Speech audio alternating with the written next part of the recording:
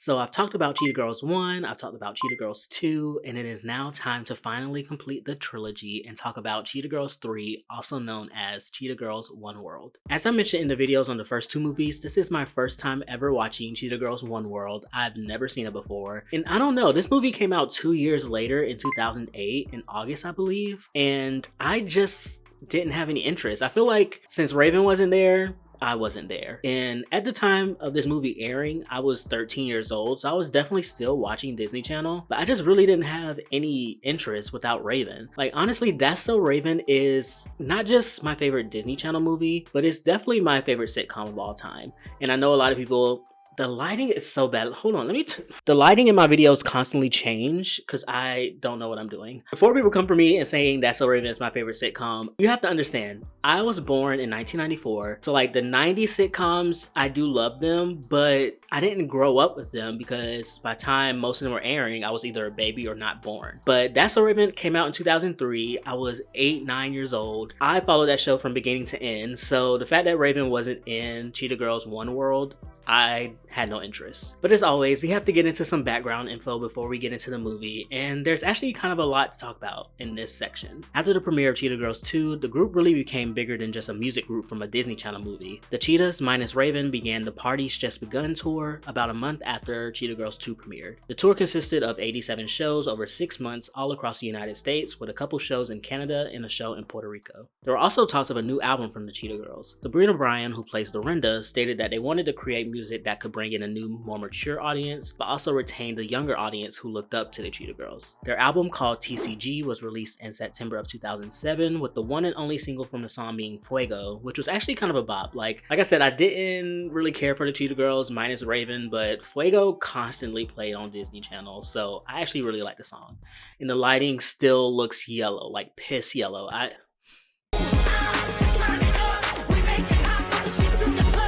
Raven was missing during all of this, as That's So Raven continued to air until its fourth and final season that ended in November 2007. Apparently everyone was asked back for the final film, but Raven declined.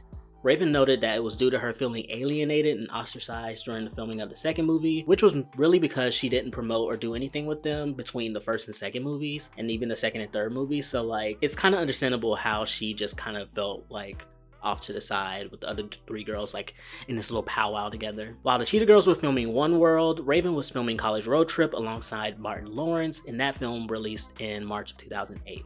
In 2016, when Raven was a host on The View, Lynn Whitfield, who played her mother in the first two films, was a guest. Raven talked about how if Lynn wasn't in Barcelona to keep her in check, she would have went to jail. During one of these movies, and if it wasn't for her... Oh, Barcelona.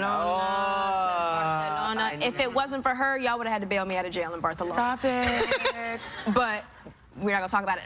I'm assuming that she's talking about Keely. Like most people said in the comments, like Keely was always kind of the problem. Like not just with the Cheetah Girls, but also 3LW. She was the one who threw the hot plate of KFC food on the Tory, and her mom, who was also their manager, had a hand in that. So Keely was always kind of like the problem in the group. So not surprised. However, it seems that Raven and Keely are back on good terms as they went on an Instagram live together in 2020.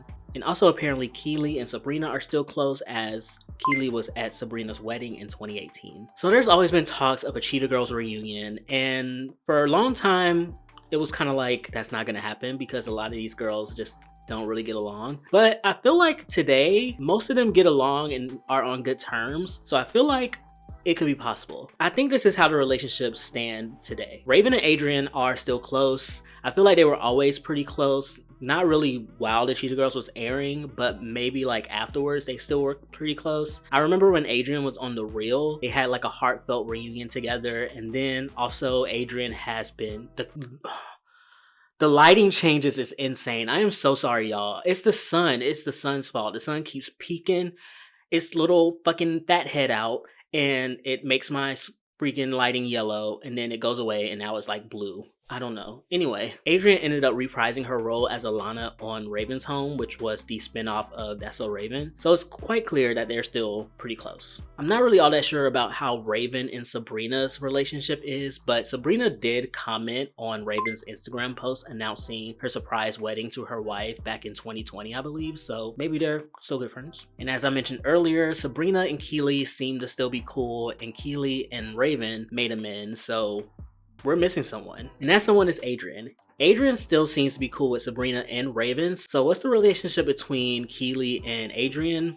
We don't know. There's not really much interaction with them post Cheetah Girls. They were in 3LW together, and like I said, Keely was kind of the problem in both groups, so I think they're still not on the best terms. But I did just watch a video that was posted by Entertainment Tonight. I watched it this morning, the day I'm filming this video, which is February 24th. It was posted the day before on the 23rd, and it was Raven just talking about all her iconic roles and stuff. And when they got to Cheetah Girls, at the end of it, she said, "I am excited about what's to come in the future." Very, very blessed to be a part of that, and can't wait to see what the future holds with that. Raven, you can't just. What do you think? All I said is I can't wait to see what the future holds with that. That's all I said. So, maybe, I don't know. All right, now that all of that is out of the way, let's go ahead and talk about the movie. Like I said before, I have not seen this movie. This is my first time. So I was actually pretty excited to watch it because, you know, watching something for the first time, especially I've known of it for so long and I've been a fan of the Cheetah Girls, like the first two movies.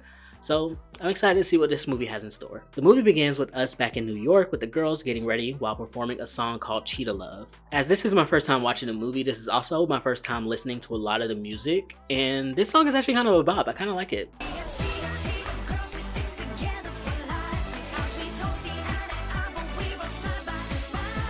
You can definitely hear like the mature sound in this one. This one sounds definitely more mature than the previous two movie songs. The girls played teenagers throughout the entire Cheetah Girls run. However, by the time the third movie came out, Adrian and Sabrina were 24 and Keely was 22. So I'm pretty sure they were like itching to make, you know, more mature content. Oh my god, that sounded like they wanted to make an OnlyFans or something. I didn't mean it like that. I meant just like they probably wanted to curse in a song. I also noticed in this song without Galleria, Aqua and Dorinda got a lot more lines. In the first two movies, they mainly just provide like little one-liners or some background vocals. But in this movie, Dorinda and Aqua gets a lot more singing time, which is pretty cool. They were shown to be performing for a huge crowd, but they were actually just performing for what I'm assuming is like a manager or agent. And they explained that Galleria is away studying at Cambridge for the summer, which is why there's only 3 of them. Apparently Aqua is talking to some tech support guy, and we also found out that Dorinda and Joaquin from the second movie broke up. Given that Galleria is in college now and the last movie took place in the summer after their junior year, it's pretty safe to assume that this movie takes place around a year or a little over a year after the second movie. And Chanel confirms this when they go to an Indian restaurant, and she says that they have 2 months until they start college. We still have 2 months until college. Yeah, but when it does start, we're not gonna have time to rehearse. Maybe it is time for things to change. Chanel then gets a call saying that they want the Cheetah Girls to audition for a Hollywood movie. Then they burst out into song at the restaurant, which I mean, it's a musical, duh. And apparently the song is called Dig a Little Deeper, and this song is about too. Like, I was at work typing the script, I was like, okay. I don't remember how the song goes, but it was good.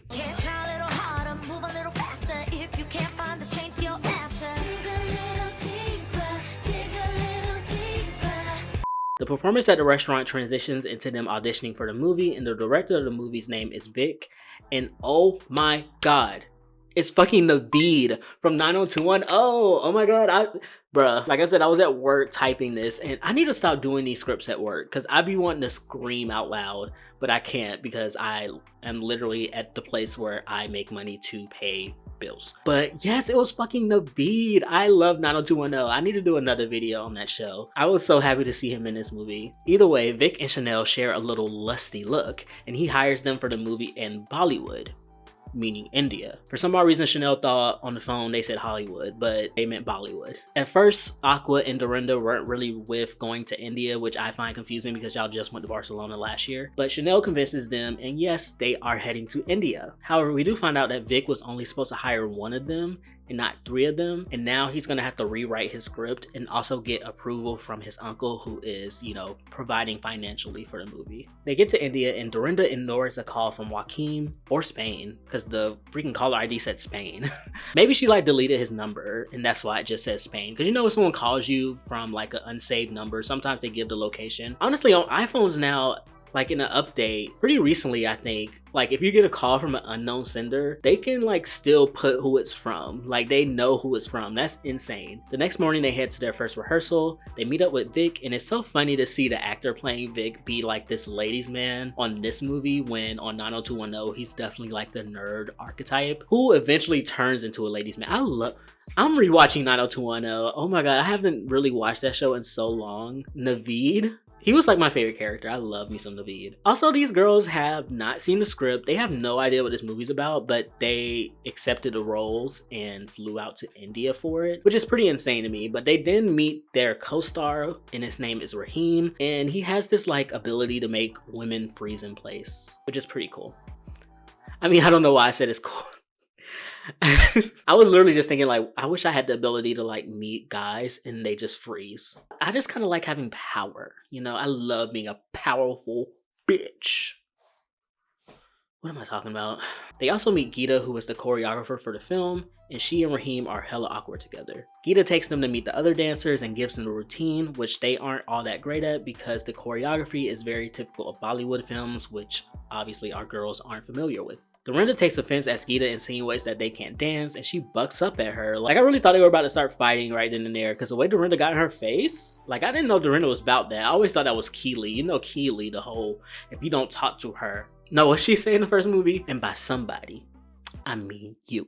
Like, I feel like Keely or Aqua, I need to start remembering to call these girls by their names in movies. Aqua would be the one to step up, but it was Dorinda. But you know, they're not fighting. They just have a little dance off, and then they all are friends by the end, because in the dance, they're dancing off and like they're going back and forth, but they're also teaching each other their respective dance styles, which is pretty cool. Follow, watch me now. If you think that you know how, then dance me. Dance me if you can. The song that they're dancing to is called Dance Me If You Can, which is a song I've definitely heard before. That played on Disney Channel all the fucking time around the time this movie aired. They meet Vic's uncle, and he is upset about the fact that there's 3 stars as opposed to 1, and he says that all the girls will have to audition for the 1 solo spot while the others will go home. Vic tries to speak up, but his uncle threatens to tell his parents about him not wanting to be a dentist, and he obliges. The girls are all upset and they all decide to leave, with Aqua saying that this may be it for the Cheetah Girls. They then perform another song called Fly Away, which I don't know if this is supposed to be like a breakup song, but like, it's not touching It's Over from the last movie. Like, I mean, it's a cute song or whatever, but when I think of like sad Cheetah Girls songs, It's Over. Like, it's literally over for this bum ass song, because it's over up here. This song is okay. Please don't let it fly away, high away. Gotta keep it together, feel for the flow, don't fly. However, the next day, the girls decide to actually audition against each other, but to make it, you know, fair and square. Aqua gets a call from Kevin, which is the tech support guy I mentioned earlier, and they find out that they're in the same time zone, and even better, they're in the same location. They meet, and Dorinda is a little bit skeptical considering her long distance relationship with Joaquin did not work. However, she, you know, lets it go and lets Aqua have her fun. Aqua hangs out with Kevin, whose real name is Amar, and she's already trying to get him to fly out to New York. Like, girl, y'all just met. She's like, so have you ever been to NYC? I love a girl that can handle her chilies. See, I bet you cannot find this in New York. Well, maybe you could bring me some. Dorinda finds out Raheem has a huge crush on Geeta, and he asks her for help to get with her. Dorinda originally says no, but he tells her he'll help her get the role in the movie, and she agrees. Chanel goes to talk with Vic, who obviously has a crush on her, and makes it seem like she has the role since she has the best voice in the group. The whole thing that's going on right now is like, Chanel has the best voice, Dorinda is the better dancer, and Aqua is the better actress, which I don't know where that came from. Like, did we ever know that Aqua likes to act? They had to make up something for a girl. They could have said Aqua is the better... I'm getting really tired of these broken promises, thinking numbers and numbers. Dorinda and Chanel hang out with Vic, and it's pretty clear that Dorinda is going to be a third wheel. We get another song called Feels Like Love. Now I'm an hour into this movie, and I'm a little confused because they said that these girls are going to be auditioning for this one role. However, since they said that, we haven't gotten any of them like practicing for this audition or whatever. It's just a lot of like talking. I don't know. Maybe I'm not making sense, but I'm just like, I thought we were gonna get like more drama, more like arguing, fighting. Like I thought these girls were gonna be scrapping for this role, but it's mostly just, you know, Aqua hanging out with Amar, Chanel hanging out with Vic, which, I mean, Vic is cute, so, I mean, I get it. And then Dorinda kind of being salty that she's by herself, and Joaquin keeps calling her from Spain, and she's not answering. Like, I mean, I get it, but I was hoping for more drama. Vic shows up on set, and the set is very, you know, we can call it minimalistic, and also kind of raggedy. And he's told it's because his uncle has cut his budget due to, you know, him hiring 3 stars instead of 1. Since Vic can't find another location to film within a week, he feels as though the movie is done for, meaning the girls don't even need to audition, but Amar comes through. The cheetahs, Vic, Raheem, and Geeta head to Amar's home village for Holi, and they are greeted with locals dancing and singing. I do like how this movie seems to be like very authentically showing the Indian culture. Like, I'm not Indian, but everyone who is playing like in this role, like whether they're just kind of like background actors or like dancing and singing, whatever, seem to be of Indian descent. So I think that's really cool. I mean, we did kind of see in Barcelona, we did see a lot of Spaniards. Is that the word? Oh my God. Y'all, I am a dumb American. I don't know shit. I haven't been in school for a very long time. You know, we got a lot of Spanish speaking people in Barcelona, which was cool as well. So I did like how these movies, especially the second and third, really showed off the local culture. And I feel like you can even say that for Cheetah Girls 1 being set in New York. Like, New York culture is very different than like any other like place in America. Like, that's one thing about America is that we are all one country, but you can go to one state and it's completely different from the other state. And especially New York City. Like, New York City is not, it's not normal. We find out that Amar comes from a very wealthy family. Vic asks Amar if they could film at his family's palace, and he says yes, but under one condition. We find out that condition is pretty much Aqua getting the job. Like, we don't actually see him ask it, but in the next scene, we do see Amar tell Aqua that she has nothing to worry about getting this role. There's just one condition. What's that? That he casts you in the lead. What? Don't worry about Kamal Uncle. Think I have a bit more pull now that I'm the new location owner. Dorinda sees Vic and Chanel walking around holding hands, and she thinks that her being with Vic is unfair for the audition.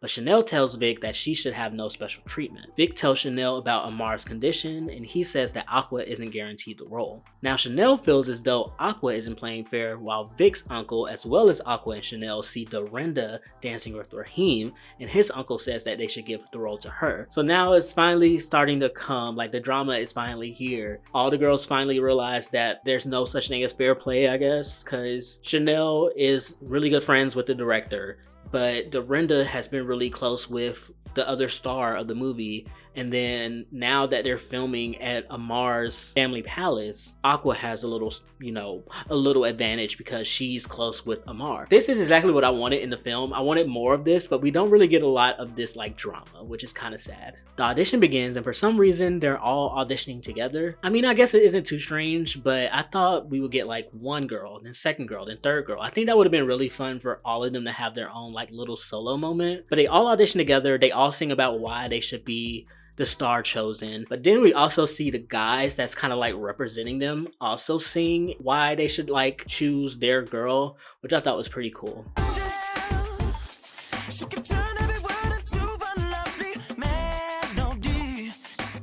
Vic's uncle chooses Chanel for the role, upsetting Dorinda and Aqua, and I don't know if I'm tripping or not, but I hear the melody of It's Over playing in the background. Like, I'm gonna play the clip. Let me know if y'all hear it.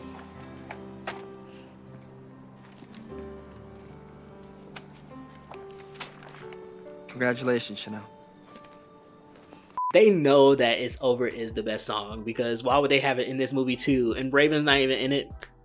It's over supremacy, I'm just saying. Dorinda and Aqua are packing their bags, and we get another song called No Place Like Us. The girls make up, and Chanel turns down the audition. Like, oh my god. I thought this beef was gonna be some real shit, but this beef lasted like 15 minutes. Chanel tells Vic about her turning down the role, and she convinces him to stand up to his uncle, and they share a kiss. Amar tells Aqua that his parents are okay with him applying to Columbia, meaning that they'd be closer to each other in New York. Raheem finally digs up the courage and asks out Geeta, and seeing all these couples makes her finally decide to unblock Joaquin and give him a call, but it goes to voicemail. Everyone then convinces Vic's uncle to cast Geeta as the role, as she is a pretty good actress herself, but his uncle's like, no one wants to see the choreographer as a star, like she's just a choreographer. But they all convince him to do it, he says yes, and everything is all happy. At the end of the movie, everyone comes together to sing One World, and of course I heard the song before, like this was also everywhere when this movie aired. And I actually really like the final number in this movie, like it's big, extravagant, just as it should be. But I think the second movie's final performance is a lot better. I might even put the first movie. No, see, I think the first movie is only good because of nostalgia and just the iconicness of it. But is it like a big, you know, final performance? Like, no, it's not really, especially compared to the second movie and the third movie. So if I had to rank the final performances based on the performances I cannot put Cheetah Girls 1 last. Like, I really want to do 2, 3, 1, but I just can't. Like, I'm thinking Cheetah sisters, we stick together, we make up one big family, though we don't look the same, our spots are different colors, as they were wearing different colored cheetah sets. See, no, I can't. I may just do 2, 1, 3. I'm sorry. But yeah, that's pretty much the end of the movie. We don't see how the movie is filmed or anything.